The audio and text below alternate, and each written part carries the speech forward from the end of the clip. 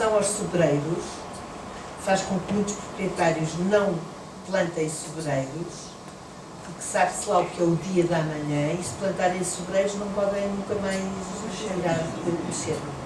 Portanto, vira-se o feitiço contra o feiticeiro. Não sei como é que isto se poderia, não sei como é que isso se poderia resolver. Eu acho que quando se planta sobreiros, leva muito tempo a fazer um sobreiro. Se calhar é por causa disso. Havia a Europa dava um subsídio exatamente compensatório para mais. que fizesse. Para tentar manter o Mas preço. Gostava de ter mais. Só havia subsídio aos sobreiros desde que fossem ocupar terras agrícolas. Que é uma coisa, e tinha que se provar, se tirava vinha, tinha que se provar que era vinha, levar as cepas da vinha, mostrá-las, etc. Portanto, é só para as terras agrícolas. Sim, sim. Muito boa tarde. Devo dizer, gostei muito da sua exposição. Tem de se identificar, eu sei que. José Escaralho Costa. Eu não sou especialista no setor, estou ligado aos aspectos de energia. Acabei de chegar, digamos, a esta economia, entre aspas, porque resolvi, digamos, tomar conta de propriedades que estavam relativamente abandonadas e fazer algum participar com situações de difícil retirada de economia e de, racionalmente, fazer alguma coisa. Porquê? Porque ao longo da cadeia de valor, eu fiz um raciocínio muito simples, vai por vender algumas árvores para fazer o resto. Eu cheguei à conclusão que logo na comercialização os problemas se separavam, porque quem não parecia para comercializar não percebia nada do assunto ou procuravam tirar o máximo de vantagens com alguém depois na cadeia tirar o máximo de resultado possível. Conclusão, acabei por não vender, mas prossegui com o trabalho, apesar do anti-económico. Portanto, a minha experiência que eu vou apresentar aqui é uma experiência de beira, interior, e de uma zona de minifúndio com propriedades dispersas, ao qual fiz limpeza e depois fiz aquilo que poderia fazer. Aquilo que me é dado a observar é que eu tenho uma experiência, antes de começar a minha exposição, conheci relativamente bem a Finlândia, onde passei alguns tempos, nomeadamente a presidência portuguesa, com um colega meu de trabalho, e, curiosamente, cheguei à conclusão que na Finlândia 80% da propriedade é privada e está completamente retalhada. E, no entanto, tem uma gestão de ativos florestais do melhor que há. Eu perguntei a esse meu colega, então, porque fui passear no fim de semana na casa dele de campo, que é à beira de um lago, eles têm imenso lago, ao qual nós vamos à praia, vão ao lago, e a sua casa estava rodeada de imensas árvores, e perguntei como é que ele fazia a gestão florestal. E eu disse, não tenho mínimo problemas, porque tenho imensas empresas que se vêm oferecer para fazer a gestão de parcelas, eu não tenho que preocupar, só tenho um usufruto. Ora bem, em Portugal fala-se muito, procura-se os proprietários, de responsabilizar os proprietários, etc. Quando a economia subjacente é nula. E só quem vive lá e quem já é que vê que dificilmente se consegue criar economia para fazer as limpezas. Então o raciocínio poderia ser outro. Como criar economia? Como é possível que eu tendo uma parcela, se alguém chega ao pé de mim e diga assim, olha, tem aqui uma parcela ociosa, eu proponho fazer a gestão. Ninguém aparece para fazer isso. Provavelmente as políticas que nós estamos a implementar de apoio à plantação, se calhar, ver a cadeia de valor completa e ver onde é que havia deficiência e colocar os ovos no cesto correto. Muito provavelmente através da certificação de empresas que estão no mercado, através da certificação florestal e, digamos que os operadores pudessem aparecer com propostas e traduzir valor económico à cadeia, a toda esta economia.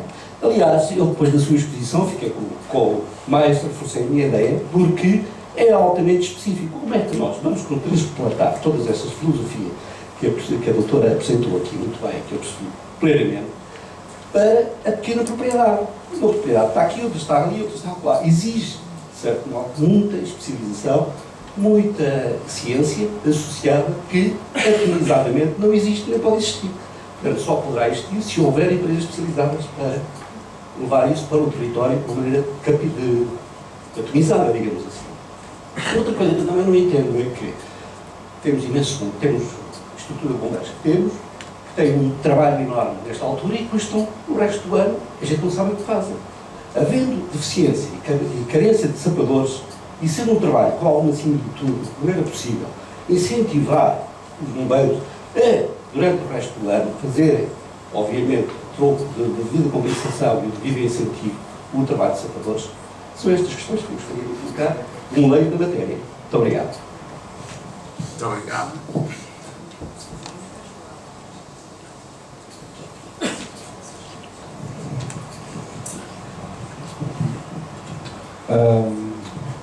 Professora, eu só tenho uma... Identificação. Francisco Gonçalves, da Lisboa Nova. Só muito brevemente, gostaria de saber qual era a sua opinião, e não fica muito bem agora falar nesta altura e da conjuntura em questões de impostos, mas partindo do princípio que a questão da resolução dos problemas florestais e da floresta, do ordenamento florestal e do ordenamento do território, acima de tudo, tem a ver com, deverá partir das pessoas. A minha pergunta é como vê um agravamento fiscal das propriedades que apostam e continuam a apostar na plantação de espécies como o eucalipto e o pinha-bravo.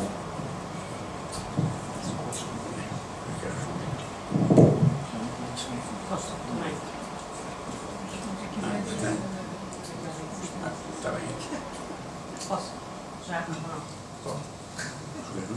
Tem que levantar, não, responde já, são duas de cada vez, já, responde lá. Mas aqueles que querem falar a seguir, façam um sinal, porque senão eu depois mando a polícia.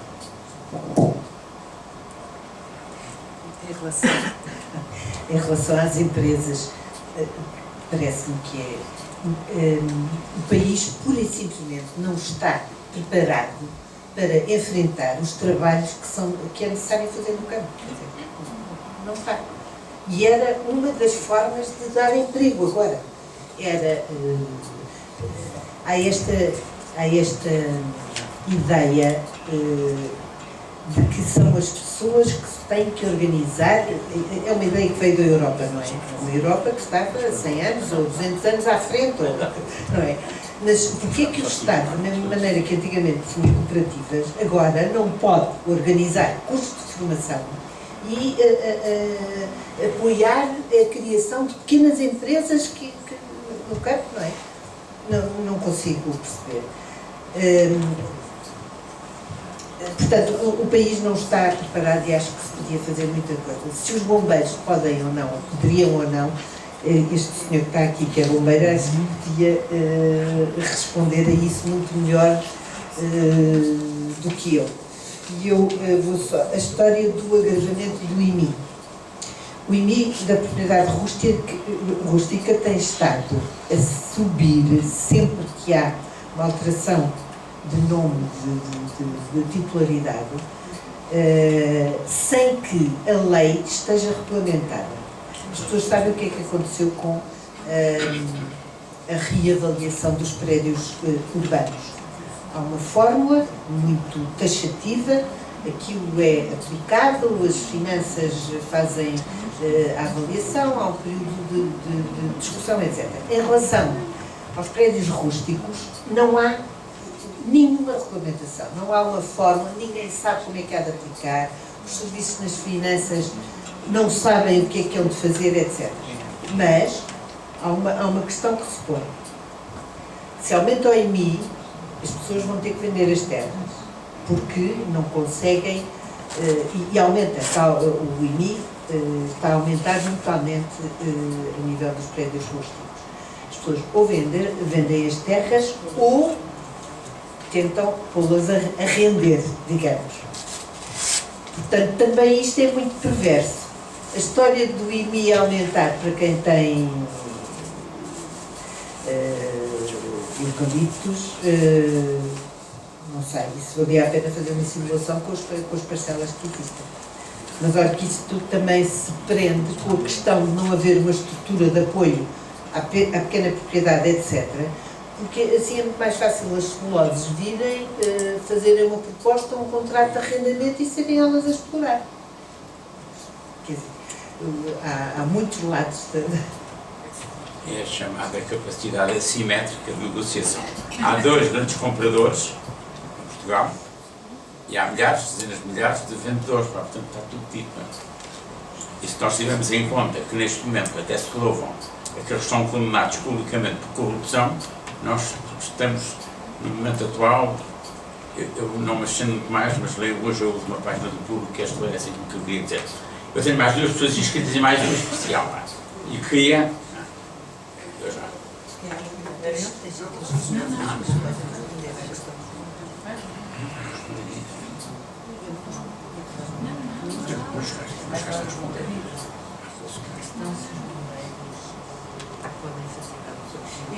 Eu pedi ao senhor que é bombeiro para responder por mim àquela questão que foi posta, se os bombeiros poderiam fazer mais alguma coisa. Bom, conforme estão aqui colegas também do Regimento de Sempre dos Bombeiros de Lisboa, o trabalho dos bombeiros em Portugal não se resume a 3 meses no verão e 10 anos florestais. Há outro conjunto grande de ocorrências que ocupam os bombeiros, maioritariamente. Os incêndios florestais, digamos assim, que é só uma pequena parte que sazonalmente dá trabalho aos bombeiros, designadamente incêndios urbanos, incêndios industriais, inundações, fugas de gás, emergência pré-hospitalar, todo um outro vasto conjunto que ocupa os bombeiros durante todo o ano. Não significa que em situações, em áreas mais do interior, onde estão mais vocacionadas para outro tipo de ocorrências, designadamente incêndios florestais, face ao território onde estão inseridos, não quer dizer que não possa ser possível, mas são situações pontuais que têm que ser geridas caso a caso. Não é? Muito obrigado. Então íamos passar. Tenho que ver. Margarida Cancela de Abreu. Em relação à capacidade das fábricas de pasta de papel, terem uma capacidade muito maior que a da produção, é reconhecido, toda a gente sabe. O que é extraordinário é que num seminário promovido pela Secretaria de Estado da Conservação da Natureza e das Florestas, o assessor da Sra. Ministra do Ambiente tenha dito que, como precisamos imensíssimo de pasta de papel, temos que começar a avançar para os regadios do Estado com plantação de eucaliptos. Isto em termos de segurança alimentar, etc, etc. É extraordinário. Depois, foi aflorado, primeiro que tudo, voltar atrás, parabéns sobretudo pelo encadeamento das questões, da maneira como foram encadeadas, que permitiu de facto uma grande clareza. Foi aflorado, não foi frisado, eu só ia frisar isto, que é outra questão muito importante, que é a presença de população no território. Só com gado, só com agricultura é que as pessoas se mantêm no território. E a floresta, todos sabemos, aprendemos também no Instituto de Agronomia, é um bocadinho a desertificação humana, portanto afasta as pessoas. Ora, sem pessoas, a paisagem torna-se monofuncional. Isto é um empobrecimento em água, em matéria orgânica, na célebre biodiversidade, e é uma paisagem sem controle. Não é possível controlar os incêndios como temos visto, inundações ou as pragas como vimos na Península de Setúbal e que avançou para o resto do país. É uma paisagem com muito difícil controle. Vou só dizer ali ao colega do Alentejo que aprendi em 37 anos que estou no Alentejo um ditado fantástico em verso. Vinhas minhas, olivais dos meus pais, montados dos meus antepassados. Eu a vinha posso mudar na minha geração, uma coisa não tem muita importância. Olivais penso 2 vezes e montados de facto são dos meus antepassados. Só fazer uma referência que ensinávamos aos alunos na Universidade de Évora, que é um exemplo do Conselho de Mortágua. Completamente desordenado à vista, eu penso que ninguém está a cumprir os planos diretores municipais, mesmo que eles estejam bem feitos. Eucalipto, eucalipto, eucalipto, pinheiro, pinheiro, pinheiro, alguns vales com milho, e ardia de 10 em 10 anos sistematicamente. A Câmara lançou-se ao trabalho, continuou desordenado, com a mesma ocupação florestal, portanto monofuncional, etc., mas a autarquia fez o papel dela. Reconhecimento, levantamento dos caminhos, limpeza dos caminhos, e solicitou a instalação, que está lá, de uma central que funciona só com desperdícios das florestas. É preciso dizer que o Dr. Jorge Sampaio foi visitar a fábrica e virou-se para os produtores florestais do Conselho e disse: espero que nunca tenham a tentação de pôr esta fábrica a gás, esta central de produção de energia a gás. Isto é para tirar os desperdícios da floresta, é para incentivar a limpeza. Não há. Portanto, o Conselho de Mortágua não tem havido nos últimos anos, nas últimas décadas, sinais de arder. Só terminar a dizer, não é, já lá vai, não é ignorância. A Associação Portuguesa dos Arquitetos Paisagistas foi em 2010, a Sra. Ministra do Ambiente, a professora Manuela Raposo Magalhães, tinha escrito uma frase, que foi lá, que deixámos escrita, porque palavras levam-os o vento e o fogo, ficou escrito que o país não tem capacidade para a área do eucalipto e de pinheiro que temos. Penso que a Sra. Ministra não, isso é sinceramente, não é ignorância, mas também não percebeu. A seguir fomos ao Secretário de Estado da Conservação da Natureza das Florestas em 2012, com a professora Manuela Raposo Magalhães, e explicámos o que era o mosaico, o carro, o civil pastoril.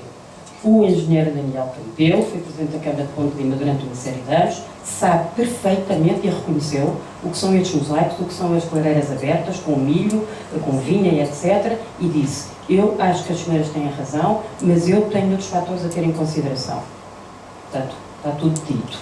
As autarquias têm cada vez mais formação, são licenciados, portanto, não é desculpa, sabem perfeitamente, muitas vezes, o que é que estão a fazer. Os produtores florestais também, cada vez mais com formação nisto. Uma coisa que me faz muita impressão, que é a atitude da população. Não era assim antes, havia um fogo e toda a gente a corria. Agora faz impressão ver, mesmo com as casas a arder, com a porta a arder, e a gritar que os bombeiros e o avião não vieram. Portanto, também mudou. As pessoas de antes a corriam e iam ajudar, agora nem sequer limpam à volta da casa. O Serviço Nacional de Proteção Civil está muito preocupado, fez uma sessão, portanto um fórum em Niça, e vai fazer agora outro, penso que em Odivelas, no mês de novembro, e querem, portanto, especialistas este tipo de conferências estão a pedir ajuda. Muito obrigado. Então, curta, depois, tenho lá em cima e Boa tarde, meu nome é Valério, sou técnico florestal e hoje estou aqui em representação da Agência Municipal de Energia de Sintra. Eu gostei muito da sua apresentação, professor, acima de tudo tentou de uma forma muito rápida tentar enquadrar uma série de visões deste problema. Eu julgo que o problema passa no ordenamento em Portugal por não haver, desde a década de 50, qualquer investimento no cadastro, como sabemos todos. Só existe cadastro na área sul do país e a área norte, onde temos mais fogos, não há qualquer trabalho a fazer. Tivemos uma promessa com o anterior governo de fazer com o Sinergia, que custava os ditos 700 milhões, e que neste momento está suspenso. Seria interessante aproveitar trabalhos como a Carta de Ocupação de Solos de 2007, que eu fiz parte das equipas de trabalho, para fazer isso participado pelos inventários. Porque eu julgo que, independentemente de sabermos quem é o proprietário, se nós conseguirmos ter pelo menos uma boa demarcação da propriedade, já não seria mau. Quanto à compartimentação da paisagem, como todos devemos saber, os investimentos na nossa floresta, ou na nossa área arbórea, chamemos-lhe assim, eu custa muito chamar ao eucaliptal floresta. Para mim é uma agricultura com ciclos um bocadinho mais longos, e se retirássemos o eucalipto daquilo que temos como floresta, se calhar parte dos nossos problemas resolviam-se. Nós até hoje temos tido uns serviços florestais que estão virados para a produção, desde a sua criação em 1911, tanto que na década de 80 e 90 vimos obrigados a criar o Instituto da Conservação da Natureza para tentar de alguma forma fazer face à ocupação produtiva do nosso espaço, sendo que todos os nossos investimentos estão baseados em financiamentos externos, seja o artigo 797, o que se passa é que sempre que nós, técnicos florestais, queremos incluir, por exemplo, um arbusto num projeto, isso é-nos negado. E essa área é retirada da área de projeto, hoje em dia com o PRODER, por exemplo. E essa é que é a grande verdade. Enquanto nós não conseguirmos justificar que o arbusto faz parte da floresta, não vai ser possível termos qualquer ordenamento no futuro. Como disse a professora aqui, Cancela de Abreu, e bem, Mortágua é um exemplo. Infelizmente, Mortágua fez contas ao custo da biomassa para poderem alimentar lá a central deles, e houve estudos contrários, dos quais alguns fiz me orgulho de fazer parte, que indicam que seria interessante nas áreas florestais instalarmos pequenas unidades produtoras de energia, ou térmica ou elétrica, com biomassa. Eu não conheço nenhuma em Portugal. Tenho estudos de recolha de biomassa, por exemplo, para Sintra, através da Agência Municipal de Energia de Sintra, em que nos propunhamos a, pelo menos, aquecermos as piscinas municipais à troca da limpeza da floresta. E esses projetos são sempre boas ideias, mas depois nunca andam para a frente, como Portugal. Muito obrigado. Muito obrigado. Deixa-te orar, né? Sim, sim. Então era só para fazer. Era curtinho, já estamos a chegar ao limite do tempo. Estava. uma sugestão simples. Disse aqui que há muito poucas empresas de gestão da floresta. É claro que talvez valha a pena tentar que as universidades formem gestores de florestas. Eu já uma vez tentei, não consegui ainda, mas vale a pena continuar. Muito obrigado. É muito curtinho a observação ali. Não, ia dar, não? Para lá, deixa eu dar aqui a voz. Eu vou dar a voz lá atrás, no fundo. O comandante da Polícia de Lisboa, que é especial, não é? Eu disse já. Não sou especial, nada. O meu nome Não, é está aqui, enfim, pá. Eu não sou especialista nesta área, sou na área da segurança, não é? Mas é a segurança em Lisboa, pá, e nós somos de Lisboa, mas Lisboa. portanto.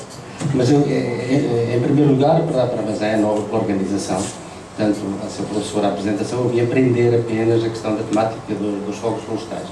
A nossa experiência em Lisboa é essencialmente nos fogos urbanos, e também não é minha, que sou da polícia, também a colaboração não é muito mais com os bombeiros. Portanto, o primeiro aspecto de salientar em termos do país, também como um cidadão, verifico que está a ver o nosso património é um problema diabólico, e a sua professora enumerou muito bem estas questões, algumas coisas que eu não sabia, só sei porque sou nortenho, Vinhais, e que também tem para lá muitos baldios, portanto, eu não tenho potencialidade no eucalipto, ainda bem porque não interessa a exploração, porque dá às fábricas, portanto, só ao carvalho e castanheiro há poucos incêndios. Mas, ao caso de Lisboa, a importância, nós temos o Parque Florestal de Monsanto, bem evidente, colaboramos em permanência, como o seu professor também bem conhece, e juntamente com os meios de proteção civil temos plano florestal, e em todo o ano estamos atentos ao Parque Florestal.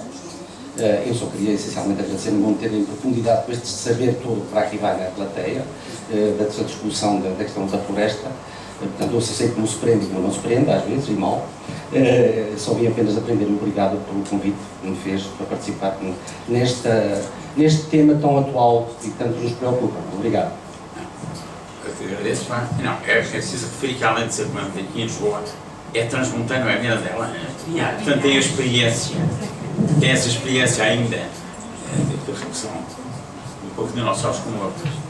Havia aqui um comentário ainda e o outro não estou a buscar. Peço desculpa que eu iria falar mais uma informação mais do que um pedido de esclarecimento, mas que eu acho que é importante esta informação. Devido à doença do sobreiro, nós temos neste momento a apodrecer no campo milhares e milhares de metros cúbicos de madeira sem qualquer aproveitamento. Falou-se aqui agora da central de biomassa de Montago e há anos que se anda a tentar implementar uma central desse tipo no Norte Alentejano.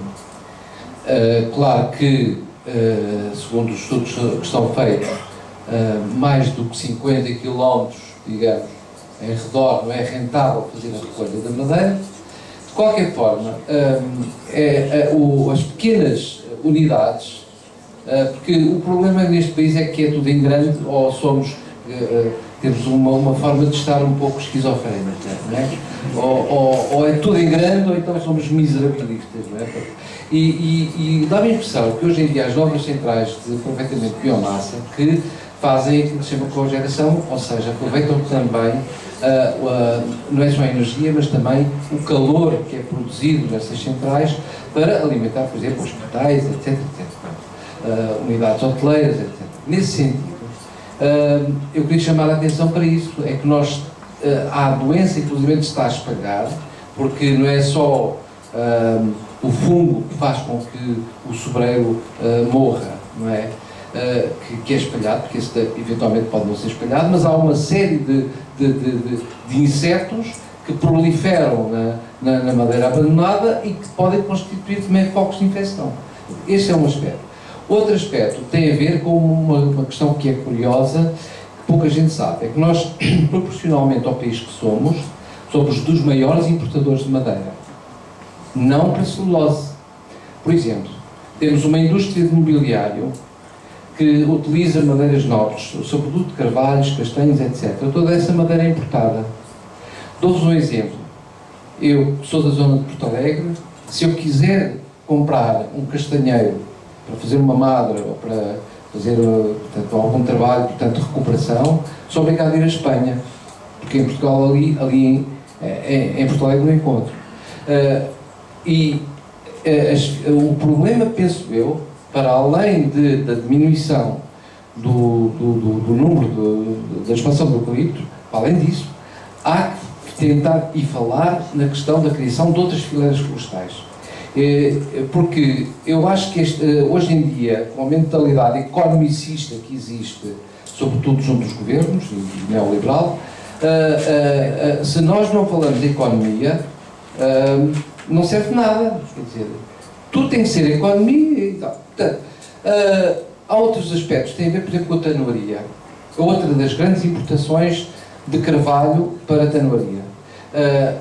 Por que razão, em vez de eucalipto, em determinadas zonas, por exemplo, do litoral, não introduzir o carvalho, chamado carvalho francês, o chêne blanc, que é o Quercus petrea, para a nossa indústria de tanoaria? Esse é outro aspecto. Portanto, nós temos uma série de fileiras florestais que podíamos desenvolver e que não estamos a desenvolver e que são ecologicamente compatíveis. No caso do Quercus petrea, não sendo um carvalho natural da península, é perfeitamente compatível em termos ecológicos por aquilo que se sabe, não é? Com os nossos ecossistemas, produz bolota que alimenta também outros animais. Pronto, é só isso que eu queria dizer. Muito obrigado. Tenho outro comentário aí. Vou ser muito rápido, porque eu esqueci da minha intervenção duas coisas que me parecem importantes. Uma tem a ver com a identificação dos proprietários e os cadastros. Eu queria dar um exemplo. As eólicas que proliferam neste país também se levantaram este problema, os proprietários. No entanto, como havia um valor económico subjacente, não houve qualquer problema na identificação dos proprietários. Nem aí houve qualquer constrangimento para colocar as eólicas e o seu lugar. Portanto, criamos a economia que os proprietários aparecem. Segundo, eu fui confrontado agora nesta teve uns projetos, isto também não sei, e fiquei muito curioso, surpreendido com esta questão. Um dos grandes problemas do nosso país, no norte e da zona que eu referenciei, é a estrutura de propriedade. Portanto, uma estrutura atomizada, e que é difícil, digamos, fazer uma gestão racional. No entanto, se eu, dentro do meu projeto, tiver como objetivo adquirir uma parcela adjacente, não é? E, portanto, por essa via produzir economia naquele microcosmos onde eu estou, portanto, comprar, eu não tenho qualquer incentivo para o fazer. No entanto, se eu quiser comprar uma máquina, se eu quiser comprar eu posso eleger tudo o resto, todos os entes ativos, exceto não tenho qualquer incentivo em comprar uma parcela adjacente. Podia ser um incentivo fiscal, podia ser um incentivo na escritura, etc. Zero. Portanto, aqui está como a preocupação não é a criação de economia, a preocupação é, não sei qual é, sinceramente. Relativamente à energia, já